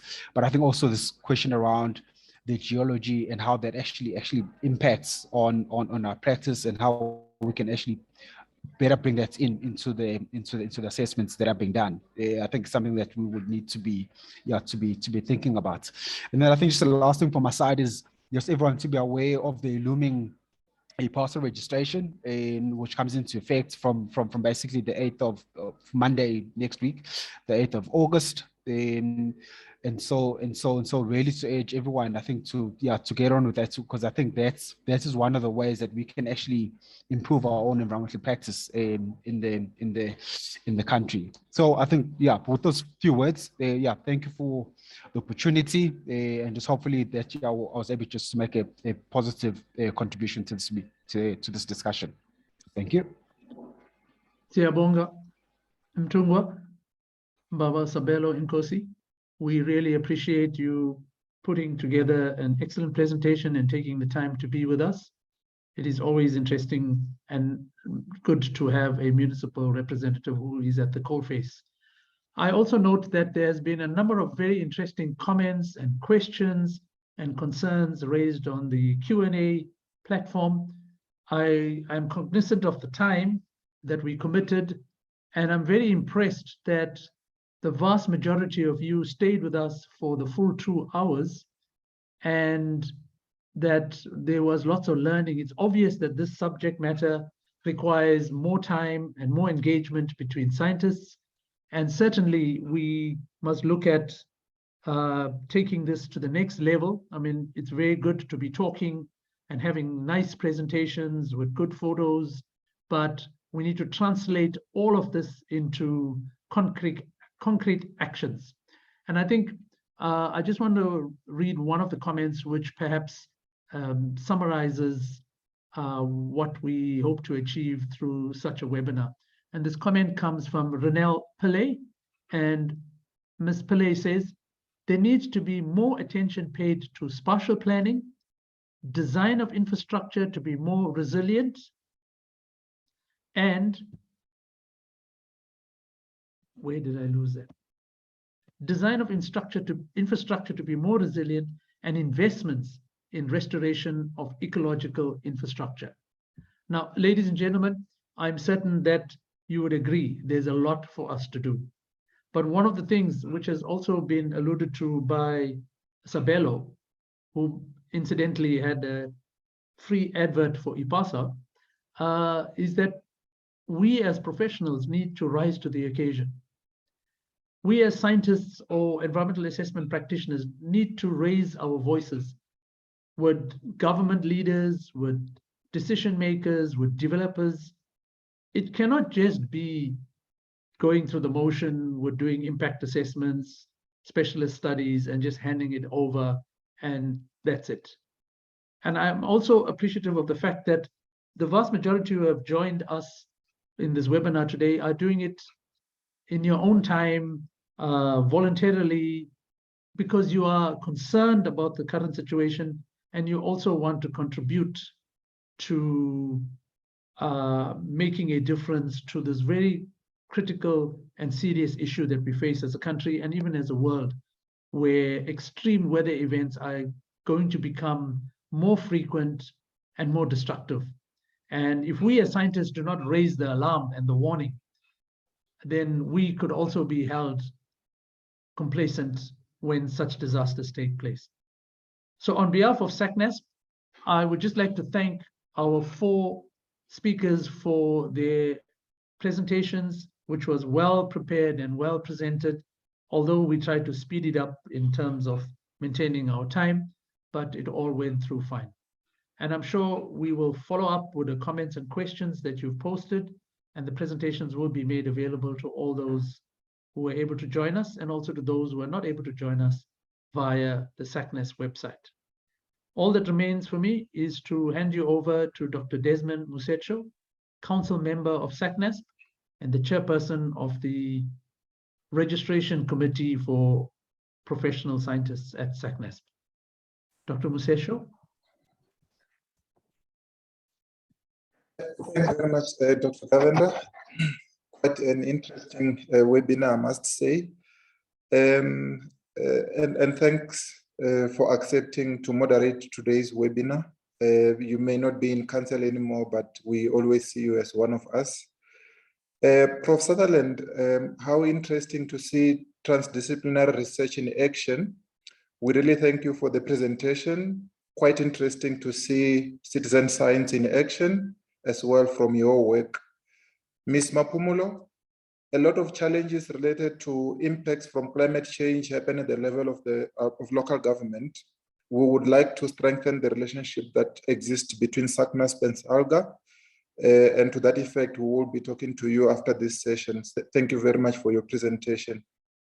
Mr. Mieza, we know through all the engagements on a day-to-day basis that we have with your office that you are quite busy, but we thank you very much for availing yourself to present at this webinar today. Just for your information, SACNASP is one of the entities that are recognized by the CBE. That happened just before you were appointed to be the CEO of the CBE. So perhaps we need to take that step forward and have it listed as one of the entities that are there. I saw a question on the Q&A about this as well from Thandi Bengeza. Mr. Nkosi, thanks for your views and your thoughts around the topic today. You brought the element of professional registration to the whole picture. That is very critical. And I think we need more of this going into the future. Perhaps we should have a webinar one day around consequence management for those that ignore the scientific inputs that we make during development planning, because that's where some of the other challenges emanate from. To all the people that attended today's webinar, thank you very much for this. It is really appreciated. We keep going because you attend these webinars as SACNASP. To Kerry and other colleagues at China conferences, thank you as well. We have now come to the end of this webinar today. Please enjoy the rest of your day and be safe. Bye-bye.